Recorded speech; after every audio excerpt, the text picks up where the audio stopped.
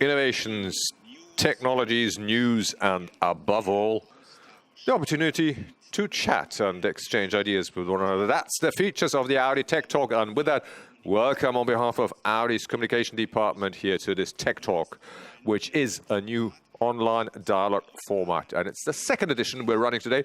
And today is all about the suspension. We always have it split into two halves. In the first half, we'll really take a deep dive into the engineering side of our work, telling you what's happening. And then in the second half, you have the opportunity to ask your questions. Hook up live into this show by using the button at the bottom left here, either by going onto the hand, which means you can be online, live, with your questions, and of course with your video signal as well, or the chat function, which allows you to ask your questions in text format. You can send them in right away now, and we will then later on answer them in the studio with the experts here with me. Now, today's focus is on the long historic development from the rigid axle of the 1930s all the way through to today's electronic chassis platform. And the electronic chassis platform is, well, here it is, so small. Have a look at this. It's just so small that you can actually fit it into, well, your pant pocket. It's no bigger than 2 packs of cigarettes, really. So it's an absolute super brain, but we'll come back to that in a minute. But when we speak about the suspension or the chassis, we think of sportiness, we think of comfort. But today, we will hear that it's also a matter of efficiency, namely when we look at the brake recuperation system in our Audi e-tron. And we will then see next that in future, the chassis and the powertrain will come more and more together into one central computing unit. That's the future, though. But here's the past. A look at the development from, as I said earlier, the 30s with the rigid axle all the way through to today. Starting here, as you can see, in the vintage cars, then you see a number of waves of development, innovative waves. In the 60s, the front suspension struts here, the McPherson suspension struts in the 70s and 80s with multi-link front axle combinations, and then the first air suspension here. Then as of the 2000s, you have adaptive dampers coming aboard, magnetic rider, what is called with Audi, so active chassis components. And as of 2000, you can see it's an enormously dynamic development taking place, so that lately you even had electronic components included in our big SUVs with the active roll stabilization in the Q7 and Q8, and of course the active chassis in the Audi A8. Not to be forgotten, of course, we also are talking about 40 years of Quattro here, which is, of course, part and parcel when you talk about Audi chassis systems. But it's not just a matter of technology, it's a lot of feeling, gut feeling, really.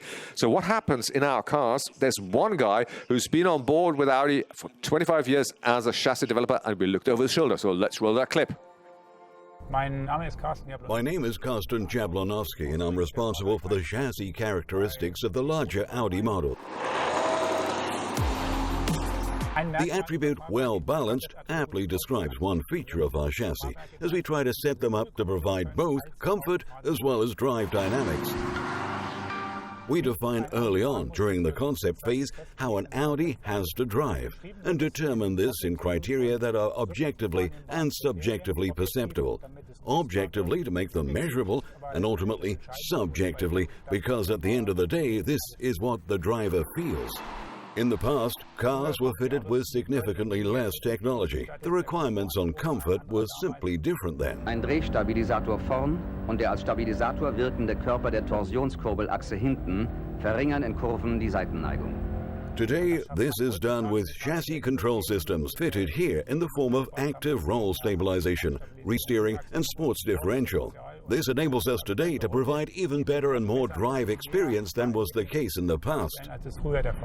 For us, it is important that information about the driving status is available to all suspension control systems at lightning speed. Today, this is done via the electronic chassis platform that we are continually developing further in the direction of longitudinal dynamics, and we'll see another control unit coming to have even more systems integrated together.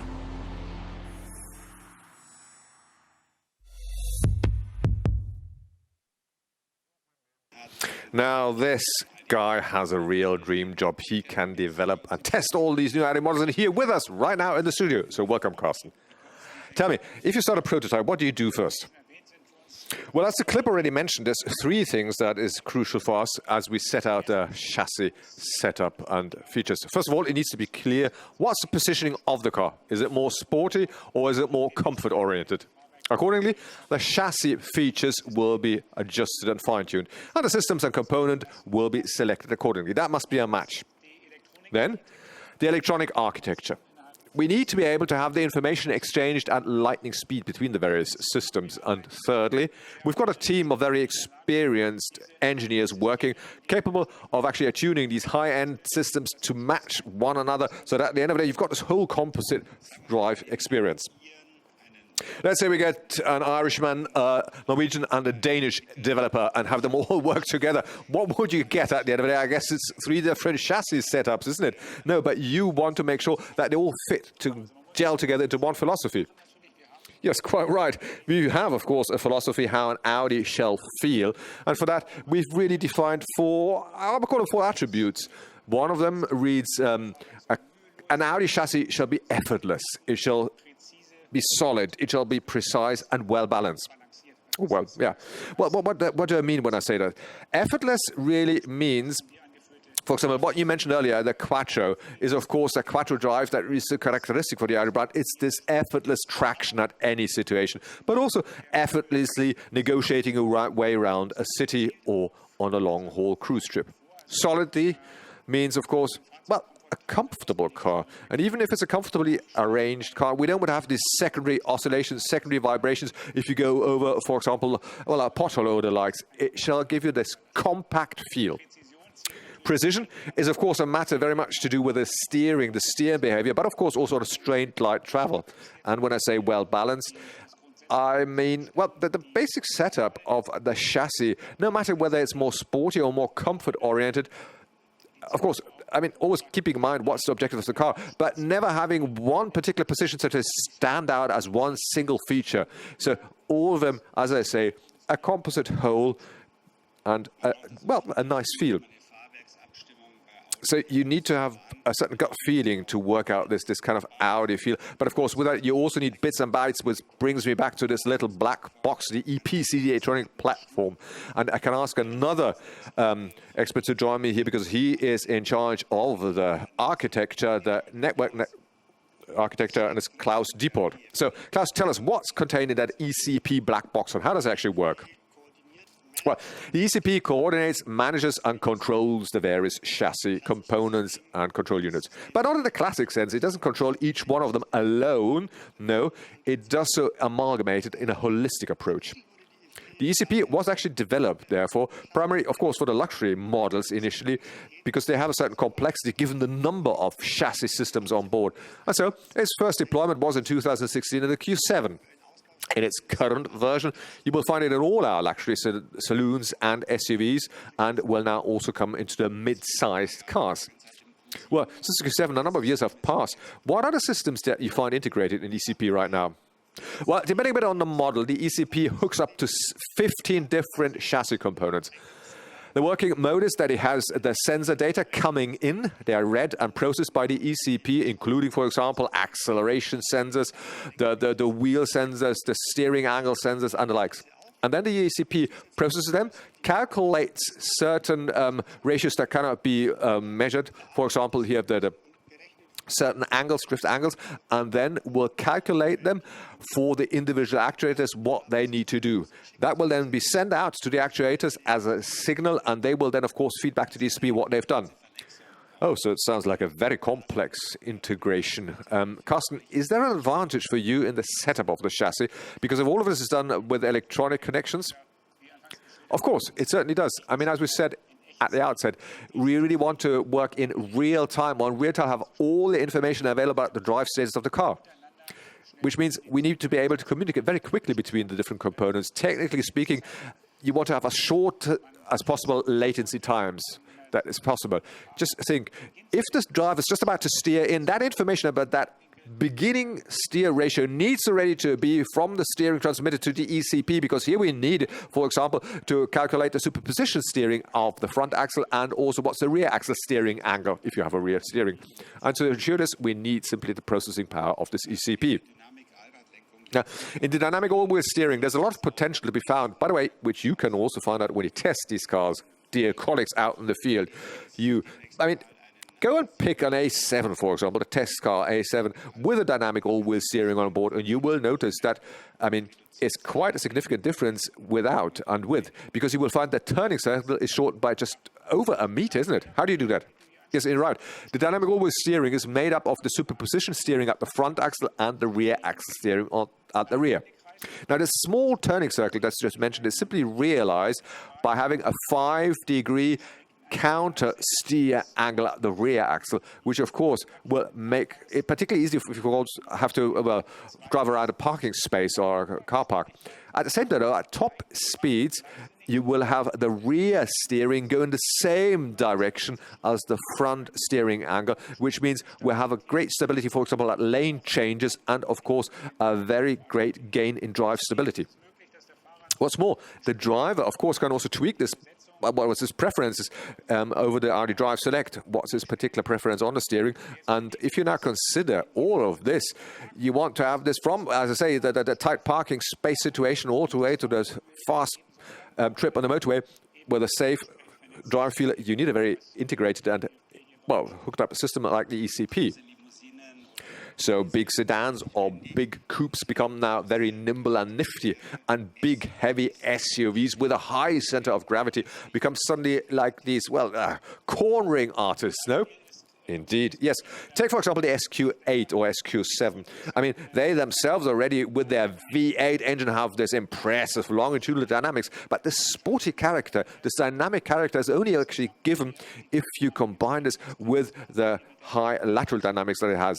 That's done by the electronic roll stabilization, which allows us not only to control the body movements, the lateral body movements, but also to distribute here these roll movements between front and rear axle in such a way that the car is superbly agile and very precise in its steer and behavior, simply to come back to the attributes that I mentioned at the start.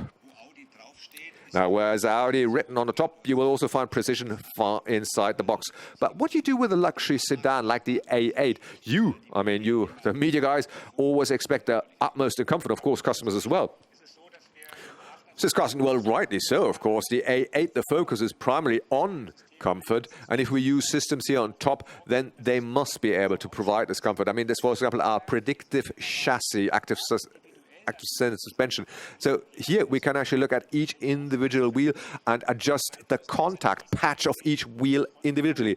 And the ECP, using the front camera, is reading the tarmac ahead, the road profile ahead of the car. So here we can really, in certain ranges, level out any unevenness on the road trip, and thus give the passengers inside the car the feeling, they're completely uncoupled from the road, and it's a superb road comfort or ride comfort.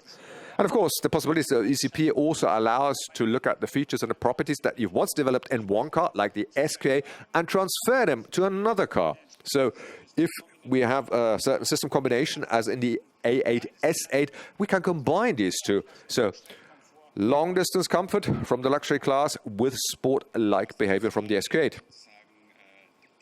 Wow, you just explained the effect to us. Klaus, what's the cause for this? This is what's done with this black box.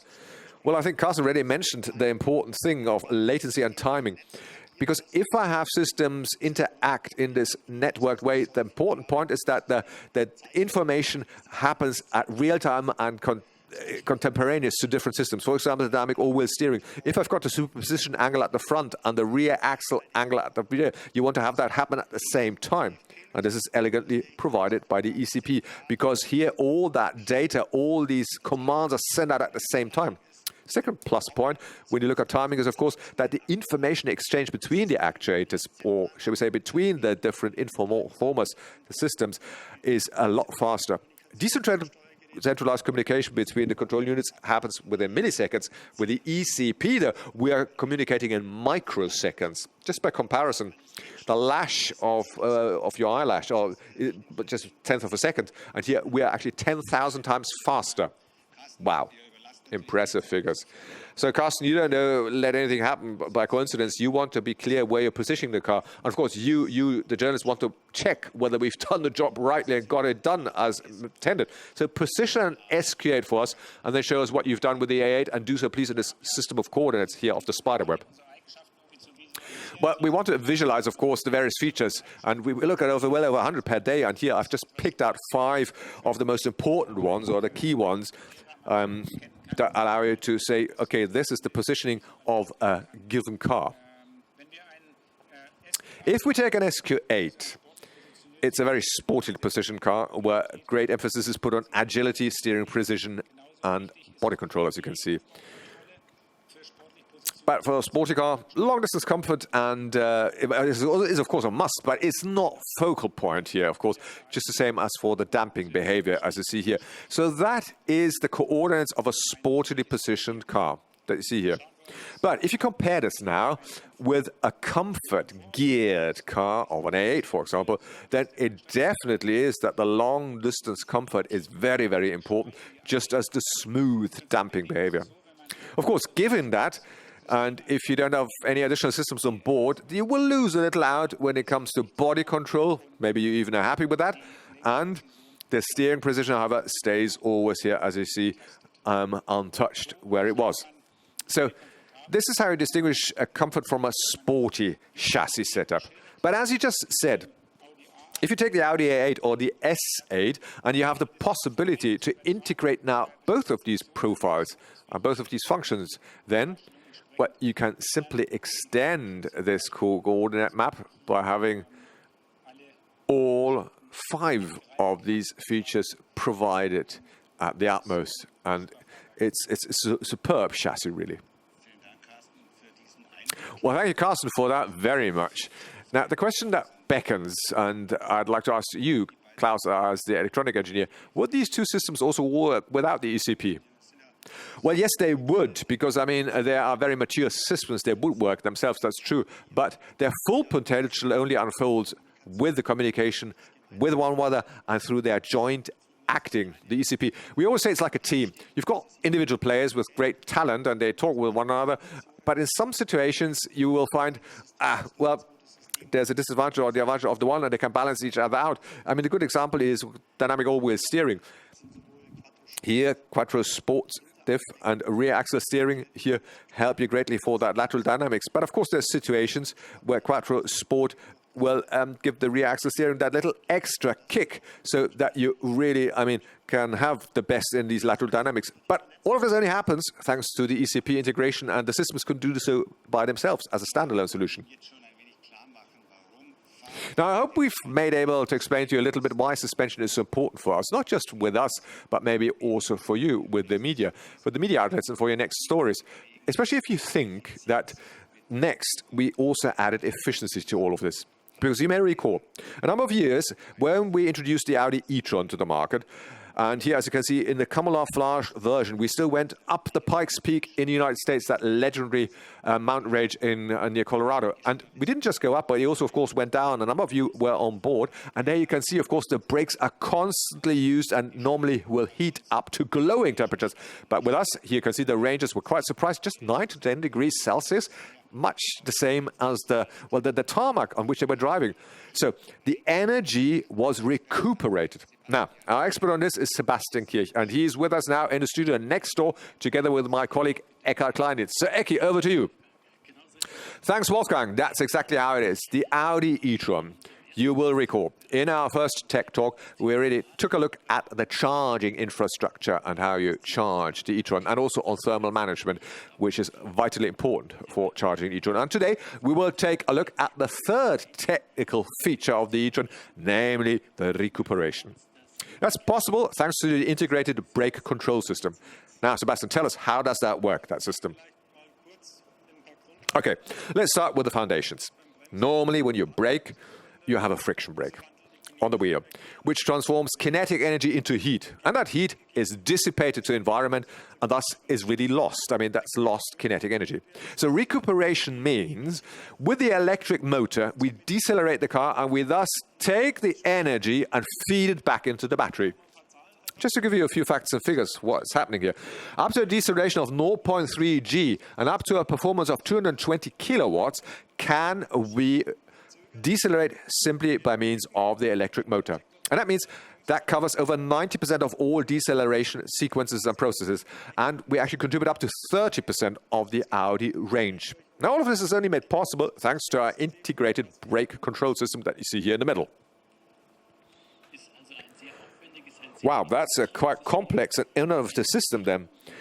Both in the setup and the development, probably everything but easy. What were the challenges in developing the system? Well, the biggest challenge, really, and the biggest innovation of the system is that between the brake pedal and the friction brake on the wheel, there is no fixed hydraulic connection anymore. So we talk here of an uncoupled brake system. And the whole thing only works, or does work, by having, when you activate the brake pedal, we have this rod here that determines and reads the actual brake requirement of the driver, which is then sent forward to the brake recuperation control, and it will then distribute this torque requirement on the deceleration process to either the friction brake on the wheel and to the electric motor, or of course into any kind of combination of these two, which we then call blending. And in the case of the e-tron, of course, with its two electric motors, we can even decide whether we want to, well, decelerate over both electric motors, front and rear, or only over one. Now, of course, the big question is, what's the benefit of all of this? Well, the big advantage is the driver has this one pedal feel on the brake pedal. It's a constant, uninterrupted feeling. And he doesn't actually notice which actuator is really decelerating. All of this is done automatically by the system. And he simply will always feel the same when he brakes.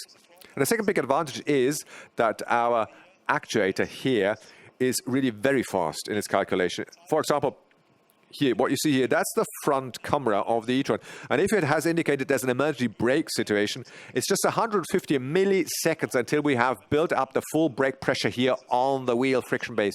And that is really quite fast, I can tell you. Okay, so an innovative system, which for the electric models is quite unique, isn't it, amongst its peers? So summarize once more. What's the benefit for the customer? Yes, if I conclude, you always have a good brake pedal feel, and you don't even notice the blending that happens. This is something that with other electric cars, we are quite good. The second big advantage is we can actually decide over which actuator we achieve this deceleration, whether electric motor or friction brake. And the third advantage is the entire potential which this powertrain offers us for recuperation can be utilized thanks to this system. Wonderful. Thanks for this insight. Now, as you've seen, the chassis has been extended by one third vital component, namely recuperation. But now, let's take a look into the crystal ball of the future, how we combine comfort, sportiness, and efficiency in one single drive dynamic calculator. So over to you again, Wolfgang. Indeed. And this is actually the topic for our electronic engineer, Klaus Diepold. So what can we expect of these future drive controllers? Well, it simply means we're extending the team. The team that I mentioned earlier that now gets a new player on board. The ECP is simply extended and amplified by the component of the powertrain and recuperation. And that means we've got the new drive dynamic central computer. So in this new control unit, we're really bundling all the functions from the drive dynamics, whether it's the classic chassis components, the lateral dynamics, or the vertical dynamics. But now on top, you also have the component of longitudinal dynamics added to this computer. Now, journalists always are looking for stories and for snappy headlines. So really, facts and figures are very popular. Can you give us a few? Well, the new central drive dynamic calculator will have probably a factor of 10 more power than the current ECP, and the number of components that this new central computer will be able to handle will be about 90. Compared with this, the ECP at the moment, we're talking about 20 components that are handled by the ECP. Wow, that means these are 90 different processes and events happening at the same time in the vehicle. Can you give us a few? Well, next to the classic world of the chassis, which we, of course, we're carrying forward from the ECP, like the damper control, the air suspension, the steering systems, you now have further components added, like, for example, the transmission control, the recuperation elements, the brake control, and the entire powertrain control. So the aim is to have the entire powertrain components integrated, quite independent of the powertrain version, whether it's a plug-in hybrid, whether it's an electric car, or if it's a classic combustion engine. Wow, that's really quite a bit of material, and we are now all here in the studio together. Eckhard and Sebastian have joined us, and now, we do look forward to your questions. As we said before, you can call in live into the show using the icon to the bottom left, the one with a hand, or just write in your questions using the chat function. And we'll start while we wait for your questions coming in, and let's warm up with our Q&A session, because each one of my experts here will get one final question to wrap it up. For him. Eckhard, if there's still a journalist say, come on, the chassis, that's no important issue for me, there's nothing new, what would you tell him? Oh, it definitely is a very gripping issue. It's quite impressive how the chassis has developed over the last 10, 20 years. I mean, in the past, you would have to, it was a matter of tossing a coin whether you want a sporty or a comfortable chassis. And today, you can have this proverbial spread between comfort and sportiness, all combined in one car and in one chassis setup. And that is a huge benefit for the customer. I mean, quite practically speaking, look at the dynamic all-wheel steering. That offers you, at the one hand, superb comfort, superb agility and nimbleness, but at the same time also gives it that great drive dynamics at a sporty ride. And this is what the customer can experience, and it is the interplay between the hardware and the software that is here. And that is, I think that is really the beauty of the new chassis developments. So, Klaus, to you, more electronics in a car, does that mean it's a better car? Is that equals a better car? Well, the advantage of the ECP is, of course, I mean, from the chassis perspective, is quite simply extrapolated to the new dynamics of drive dynamic computer. Timing and latency, of course, are greatly improved between the systems. All of this happens at a much greater speed, which I cannot realize with the decentralized character of the various control units. And, of course, the longitudinal dynamics have, of course, a bearing on the chassis. Just when you brake or when you accelerate, I mean, through pitching and the likes, you will note this. So it brings together what really should have always been together, and the advantages will be tangible for the customers. But Carsten, I mean, all the same, every unit, every component should work by itself without all that electronic aids. Right, you're quite right with that. I mean, the basic chassis components of which we're still on, the basic chassis setups that we're still selling in large numbers without these control systems need to be a perfect match. I mean, every Audi chassis without these control units, with steel spring and conventional chassis systems, needs to be very good and befitting the attributes I've mentioned. But of course, the control systems can improve them. We can actually, we can break up the compromises that we sometimes make, and the spread can be increased. And if you combine the systems, you of course extend the possibilities. All we need to do, we have to make sure that the drive feeling is not system specific and you just pick out one given system, but as I said, always this composite whole, like the way you were to drive the car without these control systems on board. That's quite comforting to hear. Thanks for that. Now, Sebastian, to you, you showed us a completely new braking world from the e-tron. And here, you can see that the chassis and the powertrain are working together to save energy. But what happens if I have no electric SUV? What benefit is it for me? Well, look, recuperation is always dependent to what extent your powertrain is electrified. So, I mean, a pure electric vehicle is, of course, ideal. Yes, by all means. But we're taking this one further because a plug-in hybrid or a mild hybrid also offers these possibilities now. The other advantages that this brake system offers us are quite independent of the powertrain version and can be applied, and can be used with all kind of transmission and powertrain types. Thanks for joining us. We will be happy to have you with us next time. We really appreciate it that you've taken the time, because of course lately it was difficult due to the corona pandemic to meet up, and of course there's no trade shows, there's no events, no dynamic presentations. So we thought, hey, why don't we just meet up in the virtual marketplace here? So we'll be back soon with other exciting topics. So thanks on behalf of the experts from the Audi Communication, and we'll see each other soon, and stay healthy. Goodbye.